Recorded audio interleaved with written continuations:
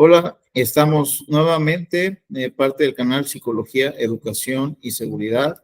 Pues ahora sí que en una sección en donde van a participar algunos colegas, pues que han estado pues impactando en distintas partes pues del mundo y de alguna manera pues le toca abrir esta sección de ponencia de expertos a, en este caso, al maestro Osvaldo, quien va a estar disertando una ponencia pues muy interesante. Me va a permitir pues leer un poco su semblanza.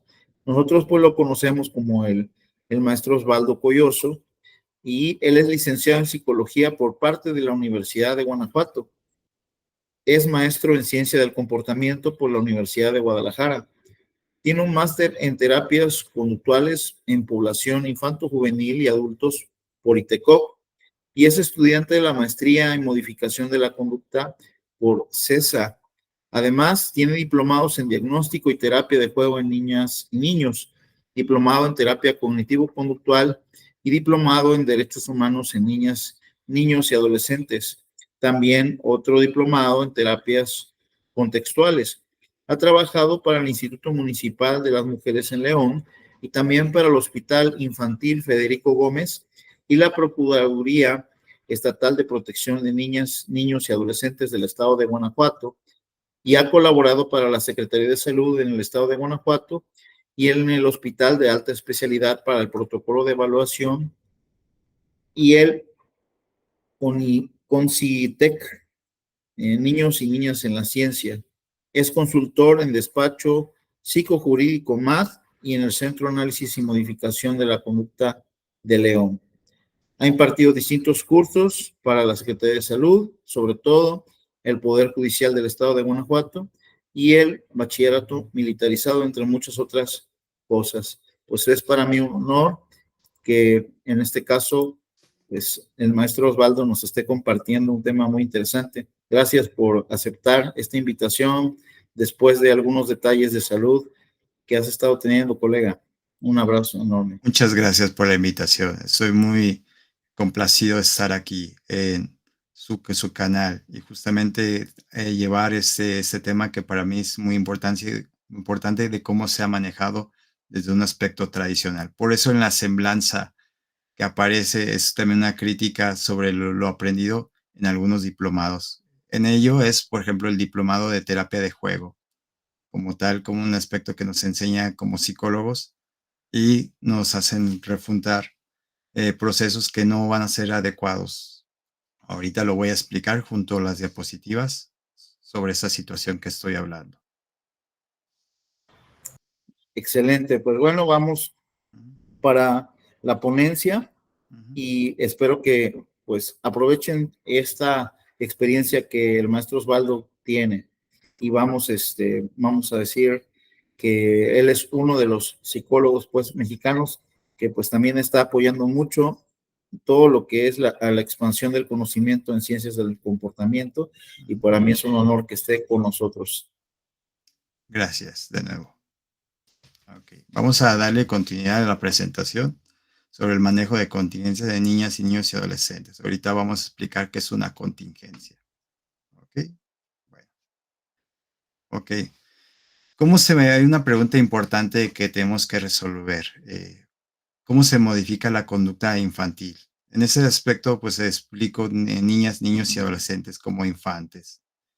Los procesos psicoterapéuticos ineficaces tradicionalmente se hacían en procesos enfocados en el infante. Se aislaba el infante de un contexto. En ese sentido, como decía hace ratito, en el diplomado de terapia de juego que algún tomé, veía ese aspecto, un aspecto sintético, un aspecto aislado de su contexto, que mantiene como tal los patrones conductuales. En el momento que llega el niño o la niña, o bueno, en ese específico, el niño se aísla, se pone en un aspecto de juegos, de aspectos como, pues sí, placenteros, vamos a mencionarlo. Bueno, el tema que voy a presentar se me hace bastante adecuado llevarlo de esta manera. En ese sentido, como dije hace ratito, este tema que se llama manejo de contingencias en niñas, niños y adolescentes. Es en esa cuestión también crítica de procesos terapéuticos tradicionales que han sido enseñado y que como tal no son eficaces. Como dije hace ratito, hace un momento, uno de los procesos que no son tan eficaces en su evidencia es el aspecto de terapia de juego. La terapia de juego crea un ambiente artificial, sintético, como tal en el momento, pues sí, el niño la pasa bastante bien con actividades placenteras. Sin embargo, después de ello es regresar a su ambiente, que mantiene los patrones conductuales que no tienen un aspecto de eficacia o beneficio de este cambio conductual.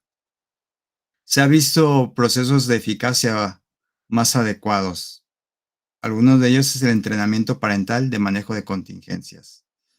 En un momento explicaré claramente qué es una contingencia. Y hay otro aspecto, bueno, otro proceso o terapia que se llama psicoterapia de integración padres e hijos. Ambos se emplea los principios básicos conductuales. Ahorita veremos cuáles son los principios básicos conductuales. ¿Okay? Aquí, por ejemplo, ¿qué es una contingencia? Es una relación de variables. En este caso, la variable dependiente sobre la independiente. La conducta es una relación funcional entre el organismo y su medio ambiente. Esta interacción genera un aspecto de comportamiento. En ese sentido, pues tenemos los tipos de aprendizaje. Recordemos el condicionamiento pavloviano en sus diferentes efectos: habituación, sensibilización, extinción, recuperación espontánea. Al condicionamiento operante o skinneriano, tenemos estos contingencias operantes, que es el reforzamiento positivo, el reforzamiento negativo, castigo positivo, castigo negativo, el escape, la habitación y la resurgencia de la respuesta. También tenemos contingencias sociales dentro de la gama general de manejo de contingencias. La educación, el gobierno, el control de la conducta por situaciones de creencias grupales, como la religión, el aspecto grupal, y contextuales, la experiencia privada, los estímulos apareados también en un contexto complejo. Muy bien. También hay que entender en ese sentido la clasificación de las variables disposicionales que tienen una cuestión sobre estas contingencias, tanto la contingencia pavloviana, operante y contextuales. La edad, las condiciones físicas, como las enfermedades, situaciones de una discapacidad, etc. Variables psicológicas. Ese aspecto histórico de aprendizaje relaciona la conducta. Por ejemplo, lo que habíamos dicho hace ratito, la historia de aprendizaje de la niña o del niño, dependiendo también de la edad y de la interacción de sus condiciones en las que se está aprendiendo el comportamiento y manteniendo. Ejemplo de ello, las habilidades, hábitos de conducta, excesos y déficits conductuales y las reglas. También el aspecto, no olvidar las cuestiones estructurales, el ambiente, la temperatura, la luminosidad, la organización estructural del entorno.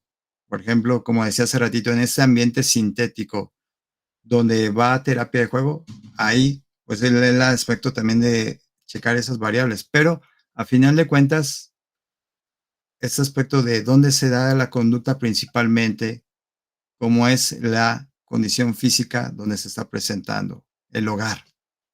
Y factores sociales y culturales del entorno cercano y lejano. Valores sociales, reglas de conducta, normas, leyes, la estructura más formal.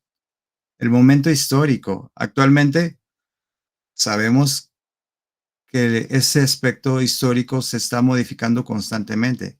Recordemos aquellos tiempos de nuestros padres, el aspecto era muy tangible. Ahorita un contexto que se está moviendo sobre el aspecto social es el aspecto digital. También hay una cuestión a considerar actualmente. el aspecto digital. Ya han llegado problemas al espacio psicoterapéutico por situaciones digitales de relaciones o interacciones sociales desde un aspecto digital. También el aspecto familiar, cómo está construido la familia, las reglas familiares, las tradiciones familiares. Esta información es sacada del análisis funcional de la conducta, concepto y metodología y aplicaciones de Froxan. Recordemos, es un libro muy interesante, se lo recomiendo y es un aspecto que da mucha base sobre este manejo de contingencias y el hacer un análisis funcional de la conducta. Ok. También hay que recordar el aspecto que no se van a perder sobre la cuestión de estos apartados. ¿Qué es el conductismo? El conductismo es la filosofía donde se establece estos principios básicos. Lo que creó, lo que manejó Skinner está este aspecto de conductismo. Desde sus antecesores, por ejemplo, Pavlov, Watson y después Skinner y a posterior. El análisis experimental de la conducta es la ciencia, son los experimentos, son los resultados que se obtuvieron en un ambiente bastante controlado. Y el análisis, el aspecto también hay que entender los aspectos de la tecnología, que son las psicoterapias basadas en evidencia, la modificación de la conducta, el análisis aplicado de la conducta y ahorita actualmente las terapias contextuales. Aquí hay una imagen de laboratorio, de un procedimiento de laboratorio, del Centro de Investigaciones de Estudios en Comportamiento, que está en Guadalajara. Ahí justamente estábamos haciendo una cuestión de aprendizaje pavloviano. Y precisamente con ciertos estímulos, como indicador de que tiene que ver con la situación del acercamiento a esos estímulos incondicionados y la respuesta comportamental. Por ejemplo, el aspecto de la comida. Este estímulo como tal, orgánico, que tiene un efecto sobre la conducta, diferentes tipos de conductas. Okay. Ahora pasaremos en el aspecto sobre este manejo de contingencias y también hay que recordar el aspecto como más específico sobre la conducta. Hay que entenderlo en un aspecto más específico. Cuando llegan a los procesos psicoterapéuticos, las madres y padres o cuidadores primarios llegan con pues conceptos bastante ambiguos, como los siguientes. Le traigo terapeuta a mi hijo o a mi hija. Es desobediente, es berrinchudo, es agresivo, es miedoso, es peleonero, es desafiante, es hiperactivo, es apegado. Este tipo de conceptos de lenguaje ordinario, que como psicoterapeuta conductual no nos ayuda a entender el comportamiento. Como dije de hace ratito, en ese sentido son categorías de lenguaje ordinario. Esto también es infundado por otros elementos de la sociedad, otras personas de la sociedad, como son los maestros, las autoridades, sacerdotes, que también tienen un efecto sobre las creencias de los propios padres y de lo que van a realizar. Otro ejemplo es incumplido, flojo, violento, desatento, rebelde, hiperactivo, no entiende, lento para aprender, platicador y desmotivado. ¿Qué es eso? ¿Qué realmente es esa situación? ¿Qué es ese comportamiento? Desde la ambigüedad, desde ese esquema bastante amplio, son bastantes comportamientos que se pueden dar sobre o que se están realizando en el infante. También tenemos categorías actualmente más formales por especialistas, como es el psicólogo educativo, clínicos, psicoterapeutas de diferentes corrientes, el neurólogo infantil, el psiquiatra, médicos y nutriólogos.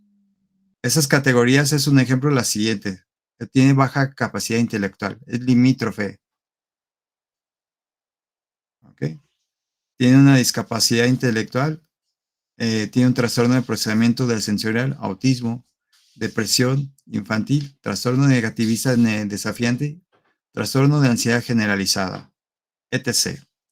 Como sabemos, estas son categorías formales.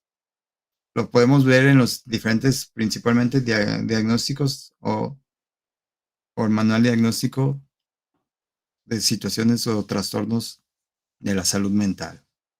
Sin embargo, aunque hay esa categorización y sí lo simplifican ciertos comportamientos, a final de cuentas queda también no muy entendible de lo que realmente está sucediendo en ese aspecto de interacción y por qué se están manteniendo esos comportamientos. Algunos trastornos también pueden auspiciar ciertos comportamientos porque se vuelve una creencia. Ejemplo de ello que se ha presentado en psicoterapia es que tengo trastorno de ansiedad generalizada.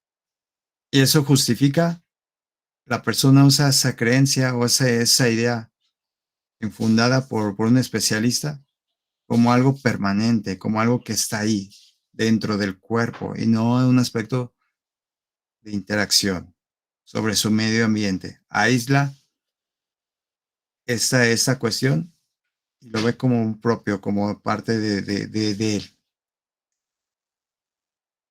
Perfecto. Ejemplo, este esquema se me hace, bueno,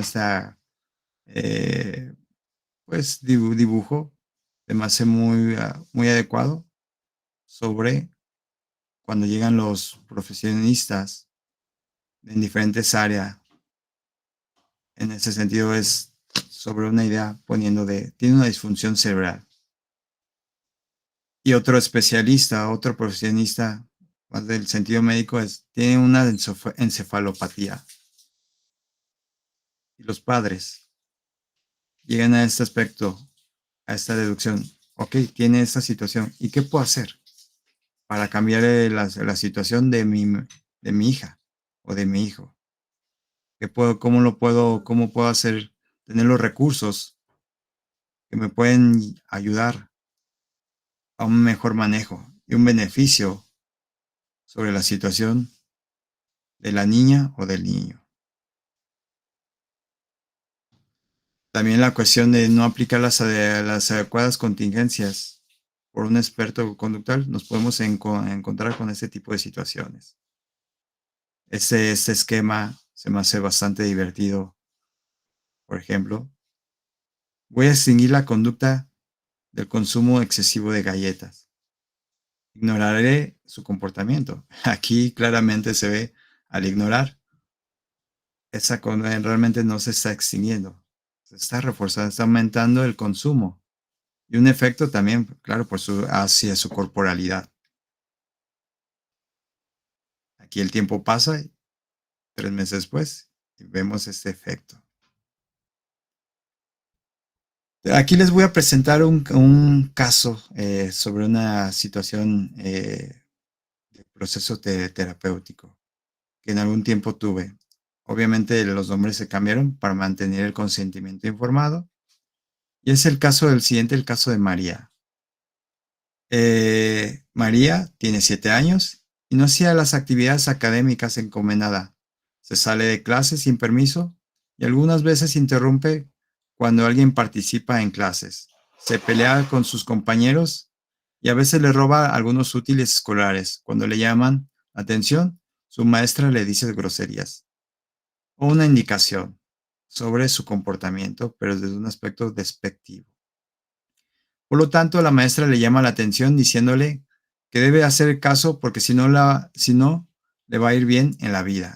Ahí es la parte como un efecto, una consecuencia bastante ambigua.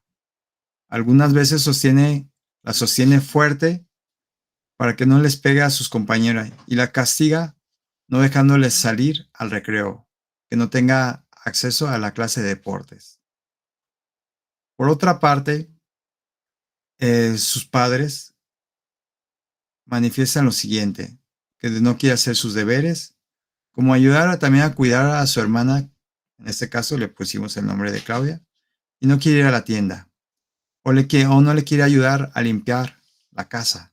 Además, no hace la tarea y es muy grosera con su abuela, quien es la que la cuida cuando no está en la escuela, mientras que su padre la visita y a su hija y solo viene los viernes por 1 hora. Suele ser poco afectivo y le dice a María que su mamá la regaña mucho porque su papá le reclama que no la regañe tanto. Le da, en ese caso, a su madre. En consecuencia, el comportamiento de María, su mamá le suele pegar cuando no hace las cosas. Para el final del día, al igual que su madre le dice varias veces como como una forma de amedrentarla, que ya no la va a querer, y su abuela solo le grita por hacer travesuras. En el caso de su papá, no suele reclamarle y poner límites, solo le pregunta qué ha hecho, cómo le ha ido, nada más le pregunta, y por tales motivos la madre y María acuden al psicólogo conductual para su atención, ya que fue principalmente solicitado por la escuela hacer un diagnóstico para poder asistir, una condición, ya le están poniendo una condición sobre su asistencia. Ese es un caso típico que nos encontramos justamente en México, en las escuelas y las interacciones familiares. El aspecto de contingencias es muy variado, muy inconsistente. Algunos castigan ciertas conductas, algunos extinguen conductas favorables y otras cuestiones pues hasta deben de extinguir conductas que se están realizando.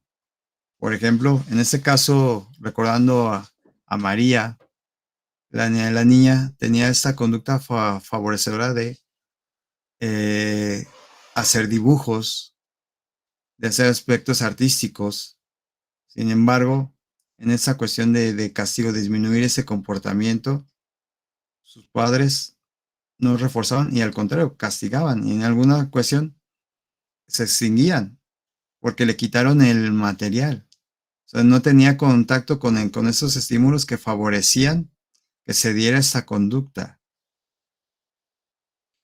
En esa cuestión también en el aspecto escolar, como también un aspecto de que castiga conductas y no mantiene conductas favorecedoras. Como por ejemplo, en ese sentido, cuando tenía estas conductas de buenas relaciones con sus compañeros, por ejemplo, de un aspecto más altruista, recordando su intervención. La niña en algunos momentos veía que un niño o una niña se sentía mal y les preguntaba, o les decía que les puedo apoyar o ayudar, o hacía un gesto facial placentero que pudiera influir sobre la niña o el niño con el que estaba interactuando. Sin embargo, en ese espacio de deja a tu compañero en paz, castigaba este aspecto más altruista o ese más empático con sus compañeros. En esa cuestión, tenemos esta siguiente pregunta. ¿Qué implica una psicoterapia en principios de aprendizaje? Con base a lo ahorita el caso que vimos, el ejemplo. Las características más importantes en su énfasis de definir los problemas en términos de comportamiento es que se puede estimar objetivamente y tomar cambios en las evaluaciones del comportamiento como indicador del grado de solución del problema alcanzado. Ahorita veremos las medidas conductuales que tenemos en los infantes. Otra característica de los procedimientos y técnicas consiste en mecanismos para alterar el entorno del individuo y asimismo ayudarle a funcionar más adecuadamente. Como por ejemplo en el caso de María, ¿qué hacer con el ambiente? El aspecto de interacción, este aspecto de acercamiento a sus reforzadores. Ejemplo, un reforzador fundamental para un infante es la atención, la prestación de la atención de sus figuras parentales. Por todo ello, implica la aplicación sistemática de los principios y las técnicas de aprendizaje para evaluar y mejorar comportamientos encubiertos y manifiestos de las personas y facilitar así un funcionamiento favorable. En el caso de María, hay que recordar ese aspecto de la cuestión de sus etapas de desarrollo. Ya María ya es ya presenta conducta verbal interiorizada, ya puede generar pensamientos y también esos pensamientos pueden ser moldeados por con quien está interactuando. Un ejemplo de ello es por ese sentido, María, por parte de los padres, siempre diciéndole constantemente, María no eres una buena chica, no eres una buena niña.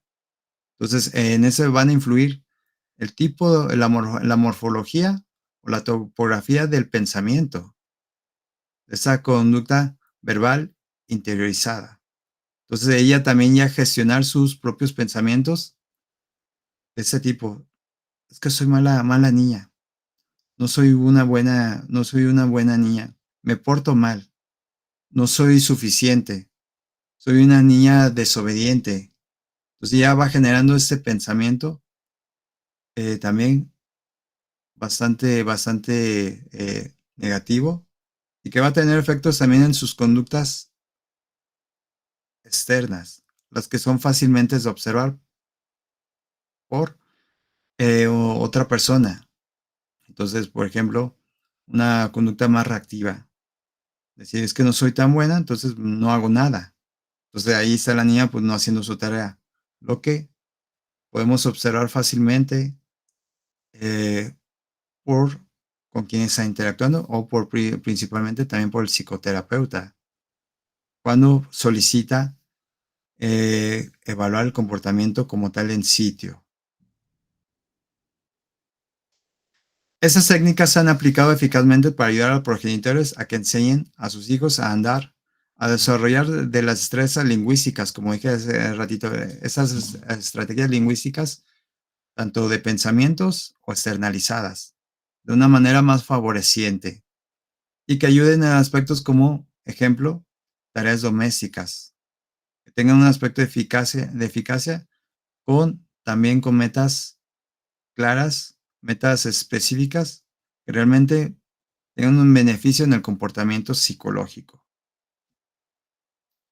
Como dije hace ratito, hay un aspecto de definir desde una cuestión más adecuada sobre el comportamiento o sobre esa cuestión de qué es lo que realmente está haciendo el infante. Tenemos estas medidas que nos van a aportar mayor claridad. La frecuencia, las veces que hace el comportamiento, la duración, cuánto tiempo hace el comportamiento, la intensidad del comportamiento, el tiempo entre respuestas, entre un comportamiento u otro, y la topografía, la forma que hace el comportamiento, que también tiene que ver con la eficacia o la situación de la conducta. Y en un aspecto general, podemos entender esa cuestión como excesos y déficits de conducta. Esto va a ser en este aspecto contextualizado, definir si fue un exceso o un déficit, que nos va a también dar un criterio en que vamos a cambiar de conducta. Ejemplo, un exceso conductual sería gritar bastante el infante sobre el contexto. Por ejemplo, está gritando, frecuentemente se está repitiendo esa conducta en la escuela o en casa. Por ejemplo, también la cuestión de la duración. En casa, bueno, la niña no hizo su tarea, tardó 30 minutos hacer la actividad. En en una cuestión de cambio beneficioso, es que el tiempo haya disminuido. En ese mismo ejemplo de hacer la tarea, hacer la parte que les encargaron en su topografía, ejemplo, puede cumplir en hacer la tarea y cumple con el aspecto de lo que se le encargó. Pero ¿cómo lo hizo? ¿Cómo lo hizo? A lo mejor la cuestión que todavía no, vamos a decir, la limpieza en su libreta. A lo mejor la parte de un rayadero. Cumplió con la tarea. A lo mejor le dijeron que hiciera, pusiera alguna letra, hiciera la A, hiciera la B, pero no la forma. todavía no es adecuada en su forma de dibujar la letra. ¿Ok? Entonces cumplió con lo pedido. También la cuestión, por ejemplo, recordando el caso de María, que la madre le encargaba que limpiara cierta parte de su cuarto, y entonces le acomodaba en una caja. Sin embargo, acomodaba pues sus artículos personales revuelto con otros artículos. Cumplió con el objetivo que le encargó su madre, pero en un aspecto como tal más adecuado, en su topografía o en su morfología conductual, se tendría que mejorar. Eso tenemos varias contingencias que nos pueden ayudar a mejorar la eficacia de este comportamiento. Eso también nos ayuda a esas medidas conductuales a definir el comportamiento en forma precisa, determinar como hace ratito el criterio de triunfo, medir el comportamiento en otros sujetos o en estos individuos. En este caso que estamos hablando de infantes. En comparación, por eso les decía hace ratito sobre sus etapas del desarrollo. Entonces la cuestión de exigirle a un niño, vamos a ponerle una edad de 6 a 8 años, que tenga la cuestión de cuidar a otro infante en esa cuestión como de un criterio para su etapa de desarrollo, todavía no alcanza ciertas habilidades. También nos permite identificar el comportamiento que vamos a reforzar y castigar o extinguir. También la cuestión de la clase de respuestas que se pueden dar, el conjunto de respuestas que se pueden realizar y categorizar en una clase de respuesta, que nos puede también permitir el criterio del triunfo. También la cuestión nos permite tenerlo en esa cuestión más precisa, eliminar estímulos que interfieren sobre ese tipo de conducta o estímulos extraños, otros estímulos u otras cuestiones que nos pueden afectar nuestro criterio. Y nos pueden también dar la especificación de limitar el número de aproximaciones en cada nivel, lo que es suficiente a ese criterio de triunfo o de meta. Déficits conductuales, ejemplo de ello, una cuestión es, un niño no pronuncia correctamente y no interactúa con otros niños. Esta parte de interactuar, ese aspecto de habilidad social. Ejemplo, un adolescente no hace los deberes, no ayuda en casa, no ayuda con el jardín y no comenta sus problemas y dificultades. Otra cuestión de déficits comportamentales. Una niña o un niño no quiere prestar sus juguetes con sus pares. Los impide el acceso a otros infantes. Una niña o un niño come poco. Exactamente, esa conducta alimentaria. Entonces el niño o la niña consume poca cantidad. Ahí vemos la cuestión también sobre la frecuencia y la intensidad de la conducta. Esa conducta alimentaria. Excesos conductuales es un ejemplo, el siguiente. Una niña que se levanta de la cama con frecuencia y tiene berrinches a la hora de irse a dormir. Patalea. Aquí también lo dejé en un aspecto de una categoría ordinaria. Para que pues simplemente también en este esquema sea más fácil de entenderlo. Pero allá en un aspecto ya como tal dije hace ratito sobre las medidas conductuales, ya lo podemos especificar. Patalear, se está moviendo mucho frecuentemente sus piernas, tira la comida en el almuerzo y juega con el control de la tele. Un ejemplo también podemos decir la cuestión sobre una conducta, sobre esa actividad de no hacer ciertas tareas domésticas. Esta niña el ejemplo que dije hace ratito, decía constantemente la palabra taco. En adolescentes, el ejemplo de exceso conductual es interrumpe frecuentemente las conversaciones entre su madre, su padre y otros adultos. Se pasa la hora hablando por teléfono y dice la palabra tacos, perdón, era el siguiente. En el ejemplo del adolescente. Hay una equivocación, pero bueno, entendemos. Corregimos ese aspecto. Entonces dice constantemente el adolescente para interrumpir la interacción entre sus padres y otros adultos. En esta ecuación también podemos explicitarlo o extenderlo, que esa podría estar reforzando esa conducta de decir esa verbalización de tacos. Tendremos que hacer un análisis funcional de la conducta para entenderlo. ¿Qué es lo que mantiene esa conducta?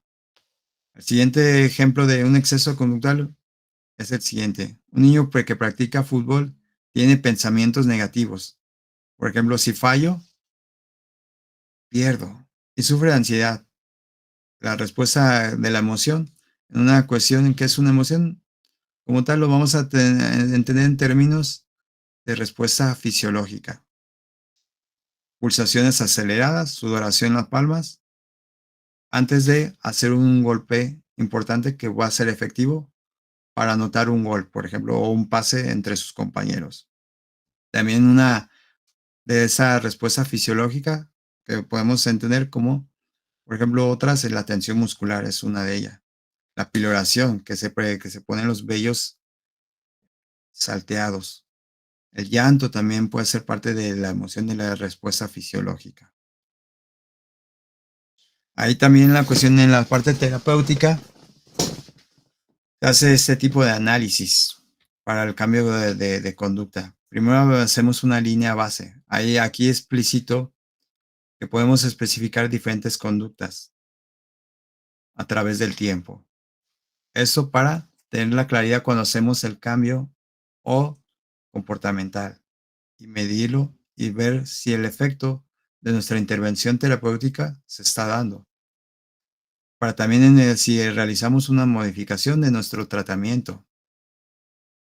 Esto lo hago constantemente en el ambiente terapéutico que doy cuando trabajo con niñas, niños y adolescentes. También les sirve a los padres para entender su situación comportamental antes de un procedimiento de intervención y el cambio. Claro, lleva bastante tiempo, pero también podemos entrenar a los padres a hacer sus registros comportamentales. Claro, también pues el aspecto de llevarlo uno como terapeuta, pues es el costo económico. Si estamos en un contexto pues con mayor beneficio económico, pues sí, claro, lo podemos aprovechar.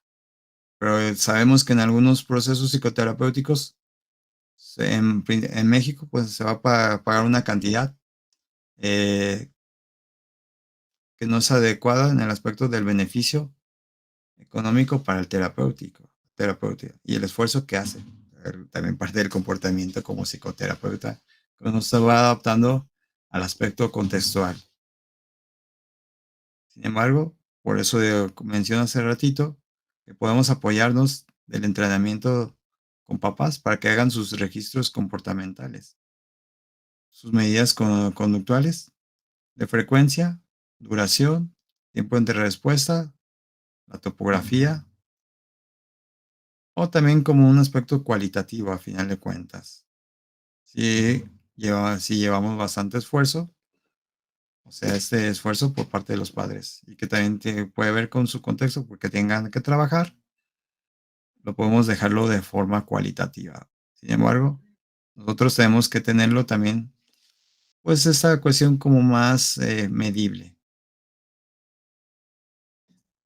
Algunos ejemplos que podemos trabajar y entender el aspecto del cambio conductual es el siguiente. Les pongo aquí una cuestión de un análisis en esta tablita.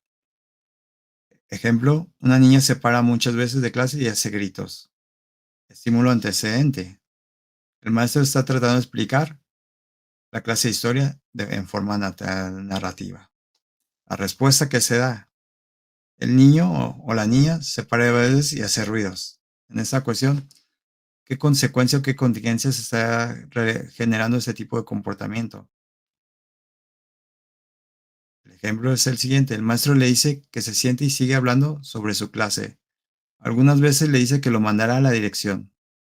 En esta cuestión, pone un castigo sobre que debilita la conducta de la atención en clase. Sin embargo, refuerza otro tipo de conductas. También por la parte de entenderlo, qué está castigando, qué está debilitando, qué conducta y qué otras conductas se están aumentando. Eso es muy típico en el sistema escolar. Otro ejemplo de ellos, la maestra o el maestro le pide que salga de la clase. Dice, a lo mejor el chico en ese sentido puede estar haciendo alguna actividad que le puede favorecer a su aprendizaje. Sin embargo, el maestro puede castigar este tipo de conducta y hasta extinguirla y aumentar otra conducta. Es decir, por ejemplo, es más placentera, es más reforzante estar en el jardín de la escuela. Entonces, va a tener contacto con ese reforzador placentero y esa conducta la va a estar repitiendo. Va a ser más probable a que se vuelva a realizar y se mantenga. En ese caso, en el ámbito escolar, también intervenimos el psicólogo conductual, analizando el contexto y la forma que tiene el efecto de los castigos, la implementación de esas contingencias de castigos o reforzadores, o extinción de conductas que pueden favorecer, que pueden ser más favorecedoras. Por ejemplo, una extinción de conducta se da mucho en adolescentes. Prefiero ya no ir a la escuela porque siempre me están castigando.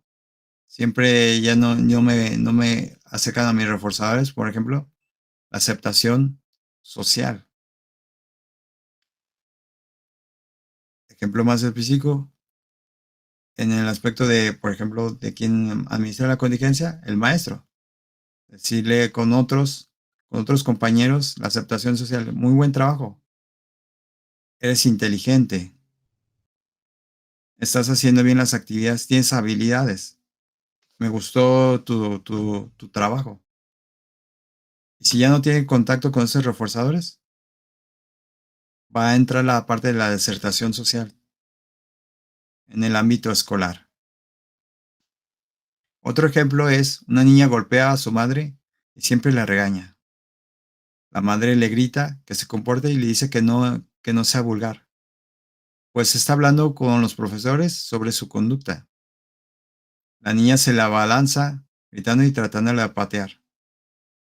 La madre la jalonea y la lleva afuera de la habitación donde discutía. Ahí la contingencia que podemos ver las conductas de evitación también, o de escape. Cuando el castigo o el estímulo se vuelve más, bueno, el estímulo como tal se vuelve más aversivo. Y que va a generar ese patrón de conducta que lo va a establecer para próximas situaciones similares donde identifique que hay un estímulo tan aversivo y que tendrá que realizar esa conducta de evitación o de escape. Y ahí se generó ese patrón conductual en otras situaciones que pueden ser similares. Esa cuestión de generalización de estímulos aversivos, que se puede dar una conducta muy similar a la presentada y establecida en esta situación. Otro ejemplo que podemos tener sobre esa cuestión de entendimiento sobre las contingencias desfavorecedoras que generan un patrón de conducta no beneficioso para el menor de edad. Un adolescente no habla cuando le pregunta por qué hizo algo. La conducta problema identificada. Se calla. El estímulo antecedente que podemos identificar, en este caso que les estoy poniendo, es una madre le grita y le dice que es un idiota. ¿Por qué no le contesta? Ahí tenemos un estímulo aversivo, que también la cuestión de que castiga la conducta, disminuye las conductas más favorecedoras que quieren lograr, que pueda hablar sobre lo que está pasando. La respuesta que se da es la siguiente. El adolescente se queda callado a pesar de que la madre lo presiona. Y la madre termina de gritar y lo cachetea. El contacto físico, ese estímulo aversivo que va a generar un castigo y disminuir el comportamiento más expresivo. Y hasta en una cuestión más extrema, extinguir las conductas favorecedora de esta habilidad social. La habilidad social de expresar lo que está sintiendo, lo que está pensando o lo que está sucediendo sobre su situación. Otro ejemplo es el siguiente. Un adolescente deja de mandar fotos a una persona con quien está hablando en redes digitales. Una cuestión más actual. Un hombre le dice que le enviará las fotos a sus padres y amigos si no le envía dinero. La respuesta que se da es la siguiente: el miedo y piensa lo peor. Este pensamiento catastrófico. Aumenta esa situación, este aspecto interactivo, a que se den estos pensamientos. Como dirían los contextuales, esa rumia, ese sobrepensar, ese pensamiento cíclico. La consecuencia, la adolescente cierra la conversación y elimina a la persona, por lo que dejó de enviarle, pues, dinero, afortunadamente. Ojalá en esa cuestión como tal, de este ejemplo que se ha dado en el aspecto psicoterapéutico, pues le favoreció una alternativa, interrumpir la interacción para que ya no se dé esos castigos o esas situaciones. Ese es un caso también terapéutico que tuve, justamente, en el manejo de contingencias con adolescentes. Ahí se trabaja también con madres y padres, pero también se aspecto de poder darle sesiones al adolescente por su etapa del desarrollo, por su aspecto más independiente.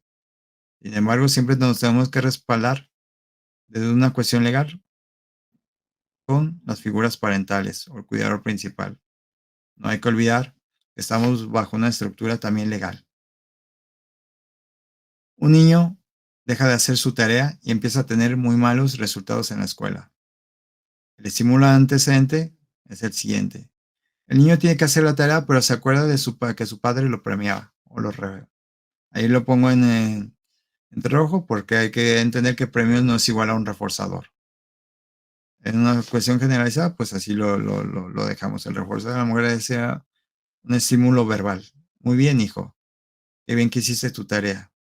Sin embargo, en esta situación, desafortunadamente, el padre murió. Ya no tiene acceso a esos reforzadores por una condición, pues ahora sí, de vida. La respuesta que se da después de esa contingencia, de esta situación, el niño avienta su tarea y se pone a jugar. Aumenta otro tipo de conductas. El niño se siente mejor jugando al jugar y no hacer su tarea. Refuerza otras conductas esta situación contextual y es la cuestión que tenemos que intervenir. Cómo llegar a esos criterios de eficacia de lo que estamos buscando o de lo que nos traen la figura parental. En ese caso era la madre, que quería mejorar, que quería que estuviera psicológicamente mejor en su respuesta emocional y en sus actividades escolares.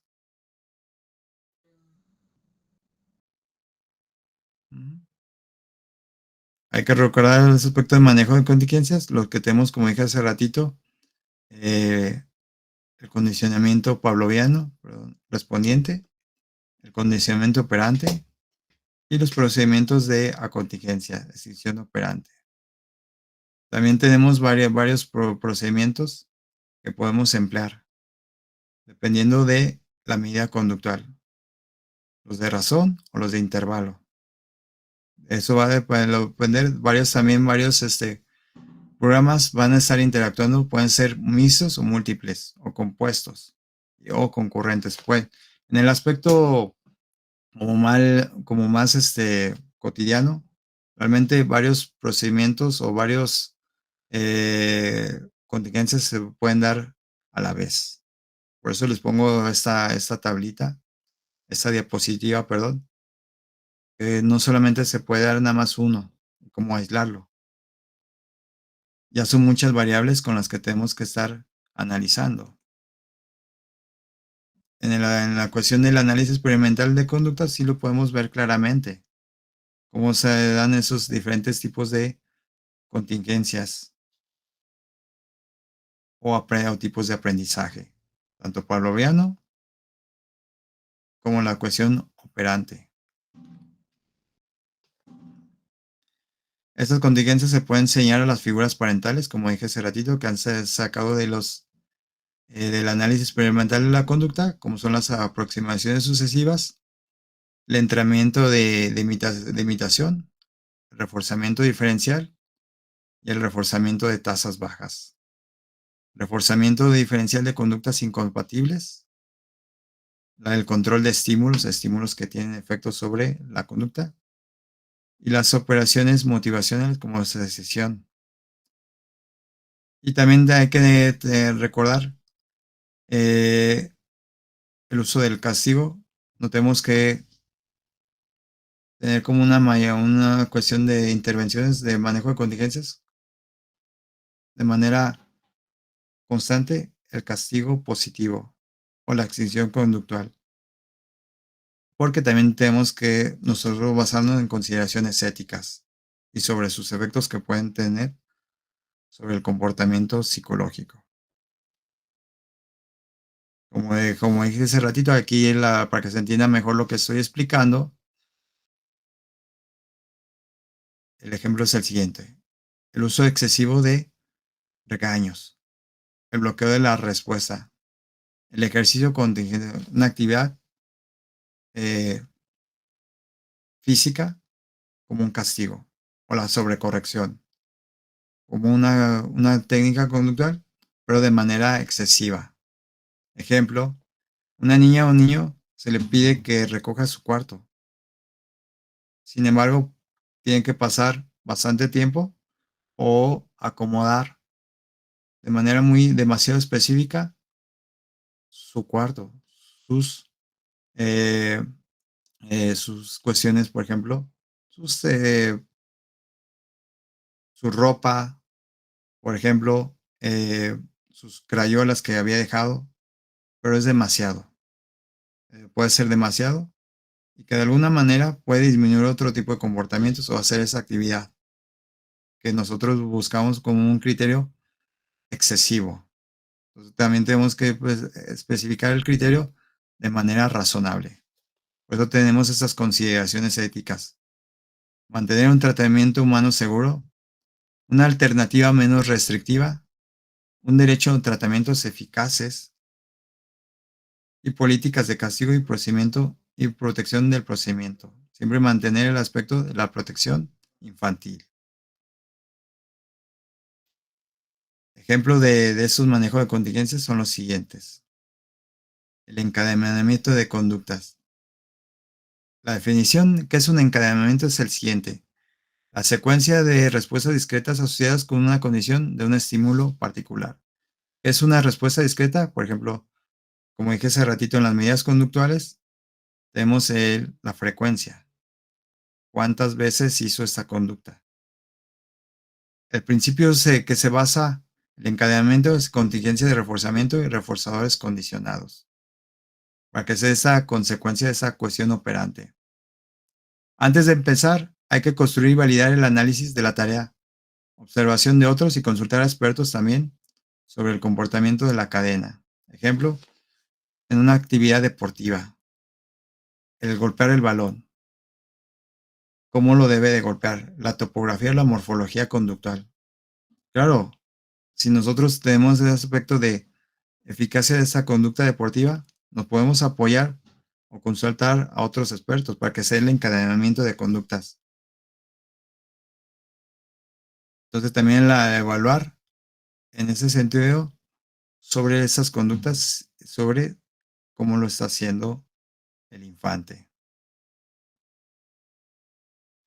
También podemos interrumpir cadenas o interrumpir o romper cadenas que no buscamos en un aspecto de beneficio o de criterio más específico que podemos tener, como hace ratito de la conducta deportiva que estaba explicando o de la conducta alimentaria.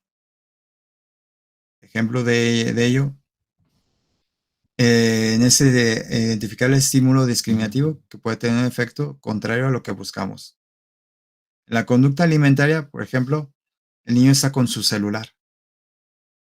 Entonces, el estímulo discriminativo, el estímulo que te está teniendo un efecto sobre esa conducta que no está realizando de manera adecuada, es el uso del celular. Entonces, interrumpimos ese aspecto retirando ese estímulo.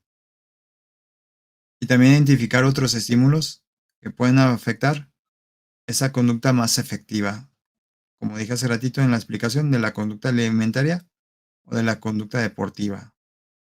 De golpear el balón para anotar un gol. O hacer un aspecto de esquivar a un adversario. El uso efectivo de la extinción. Aquí la cuestión también como tal, como manejo de contingencia, es controlar todos los reforzadores que mantienen el comportamiento problema. Controlar el reforzamiento consistente.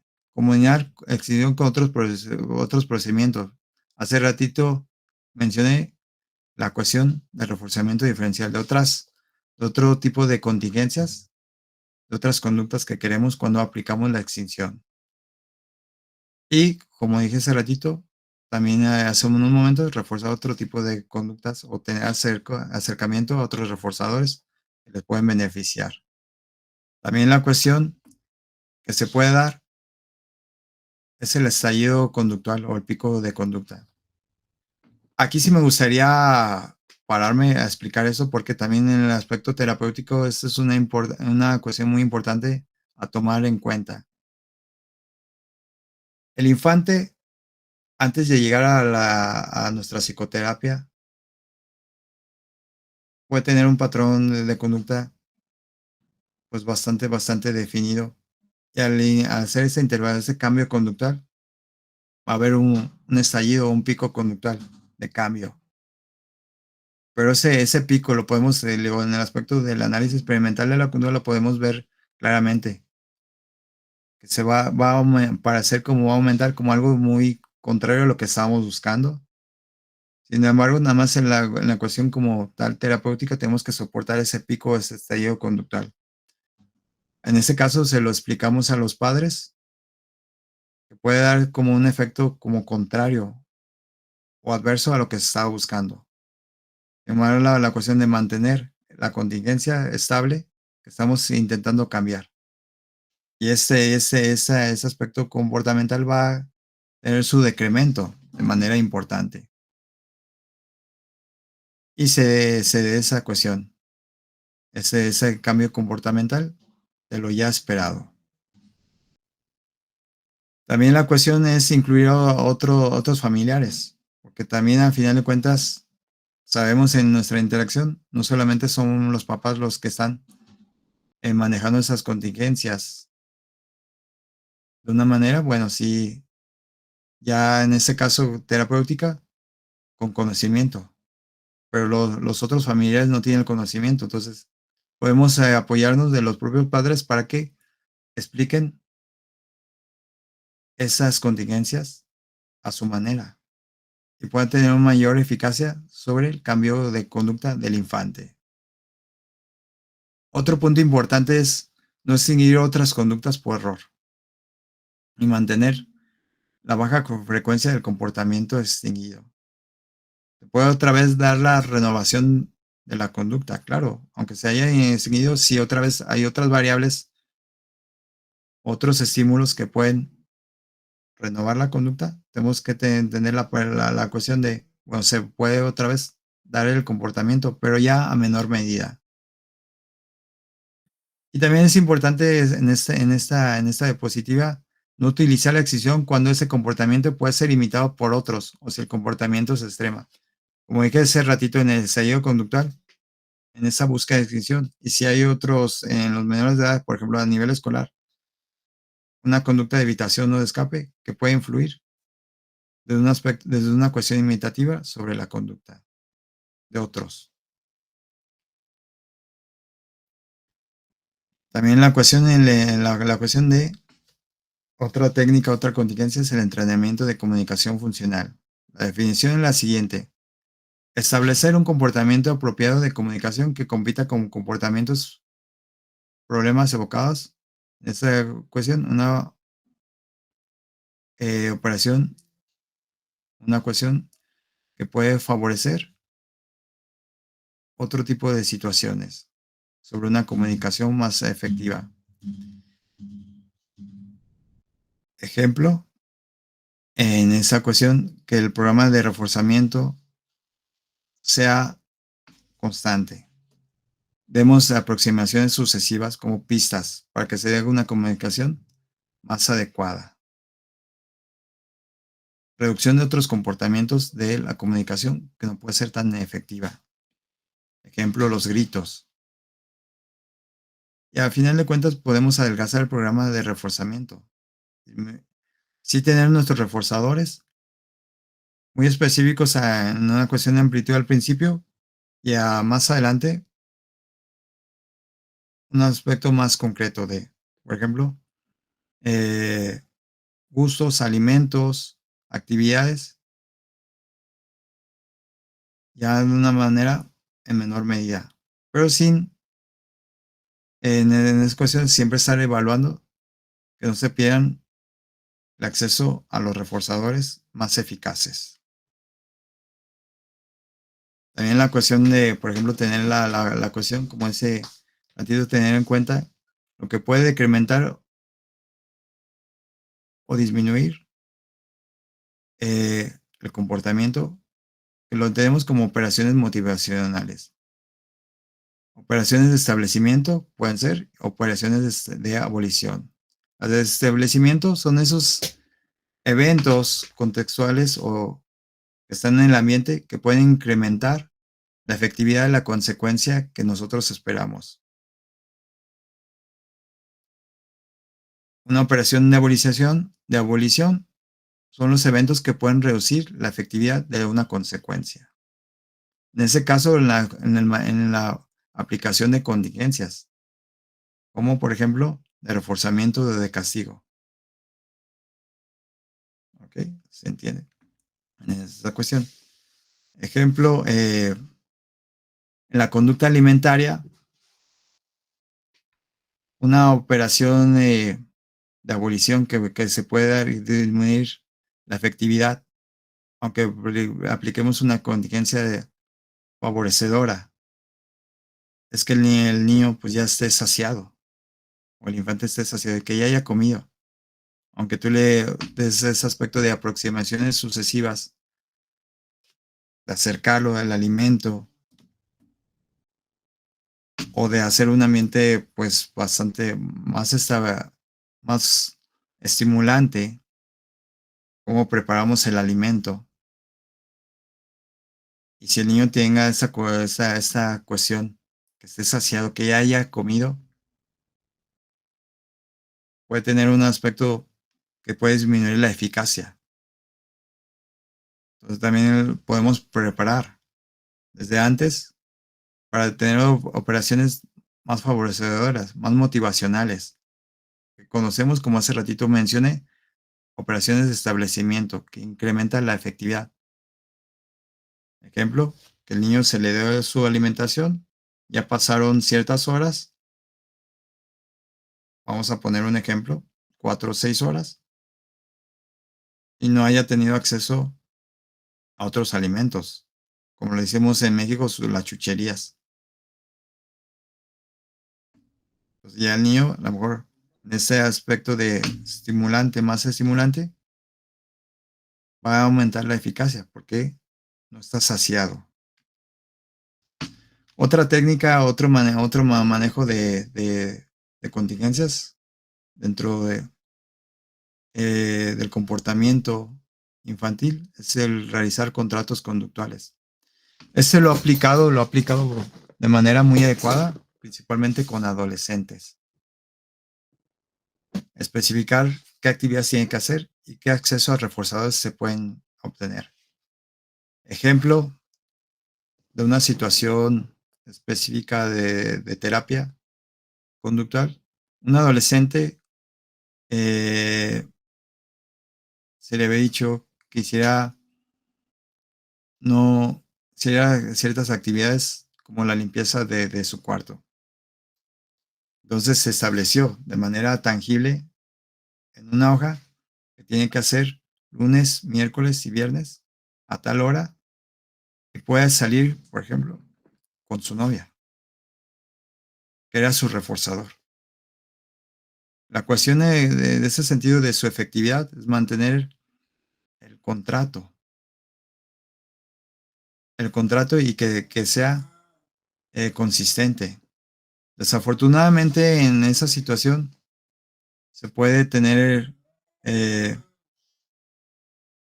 un aspecto de castigo al no seguir el contrato, de ser inconsistentes en el seguimiento de lo establecido.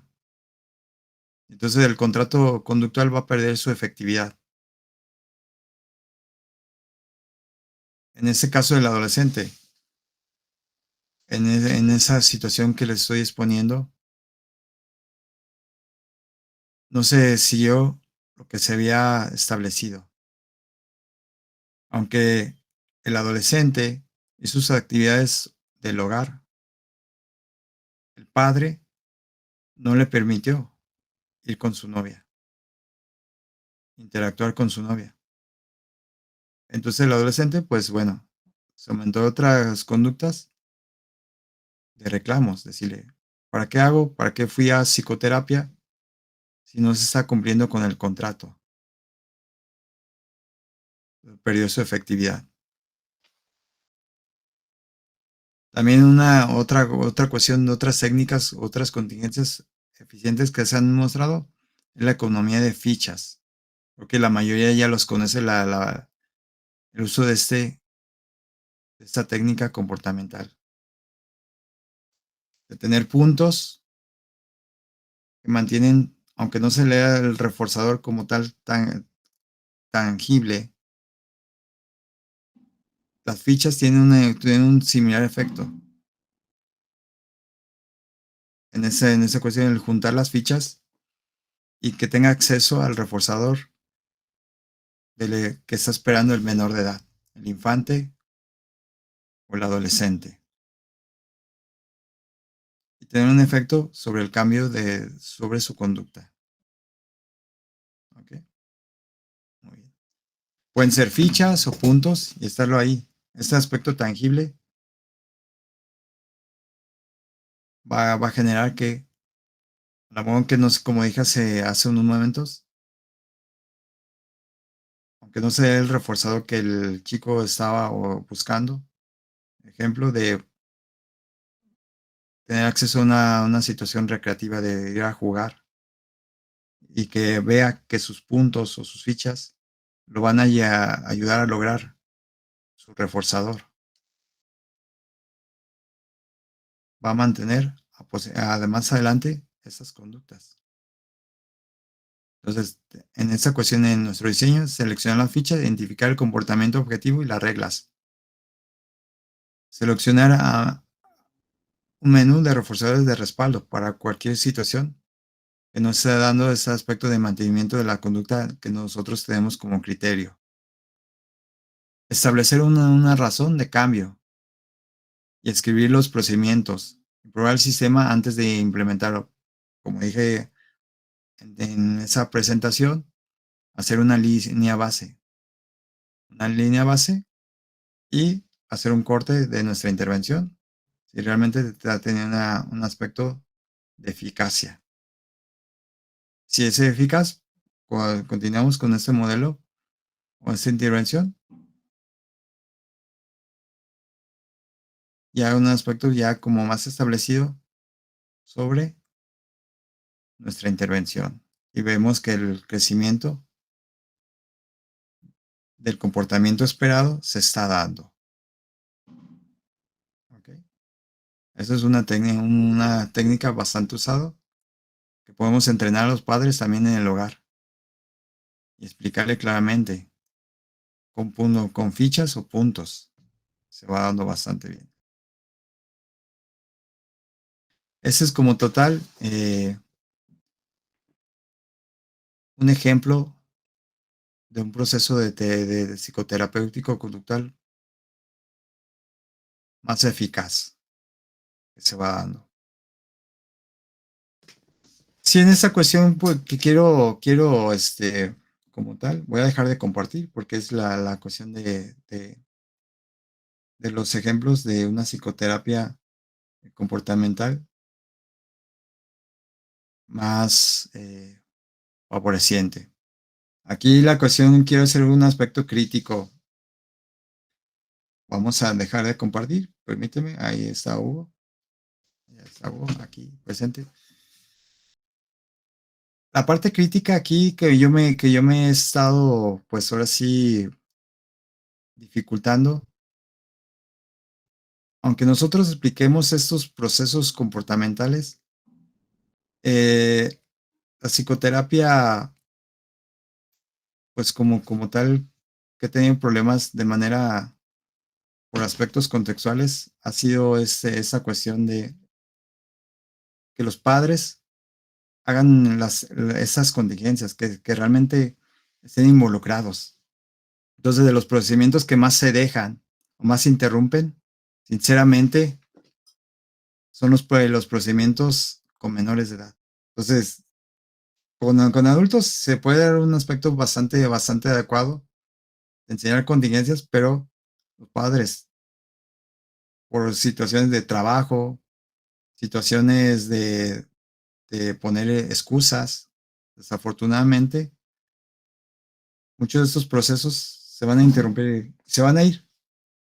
Entonces, en la psicoterapia basada en evidencia que me he encontrado, los más que se dejan o se inconcluyen son esos procesos. Son bastantes complicados de mantener. Mucho esfuerzo del psicoterapeuta, de estar reforzando que deben de hacerlo y por qué deben de hacerlo. Aquí nos podemos apoyar sobre otras cuestiones hasta estructurales.